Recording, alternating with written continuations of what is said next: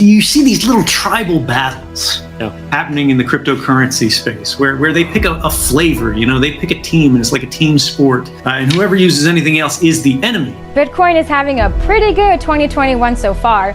The digital currency has jumped more than 430% since this time in 2020. Just in the past month, Tesla bought $1.5 billion in Bitcoin. Uber CEO said the company is considering it as a form of payment, and Citi advised clients that Bitcoin could become the, quote, currency of choice for global trade. We need to focus on creating better people, right? And the way we do that is by living good lives, living positive examples, by being good people, right, who touch other lives in positive ways and make them want to be creative, successful. In this video, Edward Snowden speaks on the positives and negatives of Bitcoin, cryptocurrency, blockchain, and the privacy use cases of the entire sector. As perhaps the most famous whistleblower, Edward Snowden may be one of the best people to hear speak on the topics of privacy and decentralization. Make sure to stick around to the end of the video where we go over two pieces of recent bullish on-chain Bitcoin data that suggests where the Bitcoin price is likely to go from here. Also, only a tiny percentage of my viewers are actually subscribed. If you enjoy the video, consider subscribing. It's free and you can always change your mind. Enjoy the video. As a privacy advocate, I would recommend no one ever say that they have cryptocurrencies. What I would say is this. When I was working on the sort of great project of my life back in 2013, and trying to figure out things like how could I get this archive of material to journalists? How could I persuade them that this is real, that this is practical? How could they see things in a safe way that's uncontrolled, that's unseen, that happens permissionlessly? There's a question of, well, do I need server infrastructure of my own? Maybe the answer is yes. Okay, how do I pay for that anonymously? Maybe someone like me may have used Bitcoin for something like that. So I think there are a lot of technologies that we are here. There are a lot of technologies that we are here for today, or that have served our interests in the past that have never gotten the kind of public shout-outs that maybe they could have. But when you create new human capabilities, people will use those. And yes, it is true, these things will absolutely be abused. But if we do not believe that people will use these new capabilities more often for good things than for bad things, we might as well pack up the game and say the human race is over, it's done, progress needs to stop, and we need to become less capable as people. We need to focus not on limiting what humans are able to do. We need to focus on creating better people, right? And the way we do that is by living good lives, living positive examples, by being good people, right, who touch other lives in positive ways and make them want to be creative, successful, even self-sacrificing in certain contexts. When we talk about which cryptocurrencies are interesting to me, I've said before and I'll say again, Zcash for me is the most interesting right now because the privacy properties of it are truly unique. We see more and more projects that are trying to emulate this, and I think this is a positive thing. Monero's out there. I've used Monero, just like everything else out there. And this is, the idea here is you see these little tribal battles happening in the cryptocurrency space where they pick a flavor, they pick a team, and it's like a team sport, and whoever uses anything else is the enemy. And this is an enormous mistake because the entire sort of population of cryptocurrencies, users, is a tiny minority of the human population, and that has to change if you want your rights to be sort of asserted and defended when this gets to the democratic stage of regulation.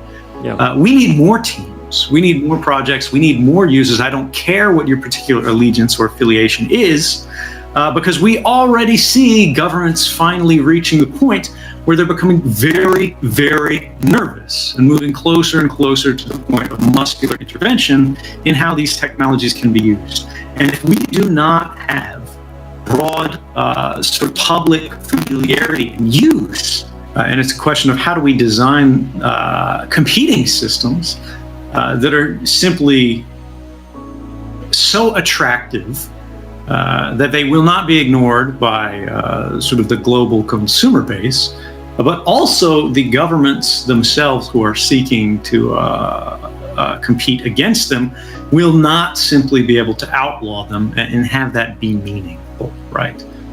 And that's a tall order. But when you look at Bitcoin, right, like what are the central benefits of Bitcoin? What are the central flaws of Bitcoin? Everybody is focused on the transaction rate limitations of Bitcoin as being its central flaw. And that is a major one, right? But I would argue actually the much larger structural flaw, the long-lasting flaw, is its public ledger. That is simply incompatible with having a enduring mechanism for trade, because you cannot have a lifelong history of everyone's purchases, all of their interactions, be available to everyone and have that work out well at scale. The limitations of how people engage with these cryptocurrencies are the limiting factor on the sort of apocalypses that we've had from it so far. And it's, I think, a natural relief of pressure on it. But I don't think Bitcoin will last forever. And this is something that I think will be perhaps less popular with some people in the room. But, you know, we need to think about all of the technology projects that we have seen in the past. The first browser created is not the best browser that we have ever seen. Bitcoin does important work, and I do think it will have enduring value for a long time. But particularly when we look at the core development team and their rate of improvement to the protocol, they simply need to do better, or they will not be able to compete. And we know encryption works. Encryption, like anything else, is vulnerable to advances in our understanding of mathematics. Maybe suddenly we know how to factor numbers in a way that just simply was not possible before, and nothing works, right? We don't see a road to that now, but maybe someday it happens. The thing that we have to deal with in reality, practically today, is we have to build based on what we know. And what we know is right now we can't factor these numbers. These are reliable, and we have real world examples of that. I'm a great case, right? So we have this giant cache of top secret documents that are held by multiple groups of journalists around the world. The New York Times, Der Spiegel, the Washington Post, The Intercept, multiple groups of multiple institutions have this cache. And there are many documents in here that have never been published because, as a condition of access to the journalists, required them to agree to a couple conditions. The first and foremost of which was they would never publish any story simply because it was interesting or simply because it was newsworthy. They had to agree that they would only publish stories that they were willing to make an institutional judgment or in the public interest to know. They had to make the world better off. But this would, of course, make it a target for, the U.S. government to see what's in there, what sort of secrets they have that got loose that journalists know but didn't print. Other governments, right? Maybe the Russians want to break in. Maybe the Chinese want to break in. Maybe the Germans want to break in and see if anybody's spying on Merkel's other cell phone, right? It's been 5 years since 2013, and it's never happened. We know this has never happened because even the NSA's number 2 official, former deputy director Chris Inglis, said on camera, it had happened. The NSA has the penetrations in all of these other governments and, of course, massive ransom to know. They would see indications that the people they're trying to spy on have changed their methods of communication. And it hasn't happened, right?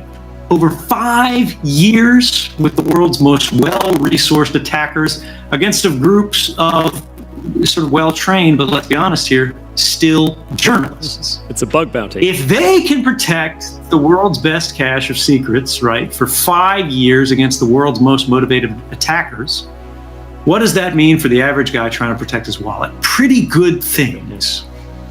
Just to build on that. So moving on from that, we talk about Sorry, go ahead. In the Bitcoin community, we talk about how there's a multi-$100 million bug bounty now for elliptical curve digital signature algorithm and for SHA-256, because if you can mess those up, you can potentially reassign balances to yourself. So right.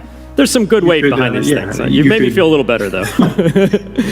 You could break private keys, you could forge transactions, you could do so many things. It's worth so much money now, and nobody's doing it, right? The Satoshi blocks are still not moving around anywhere.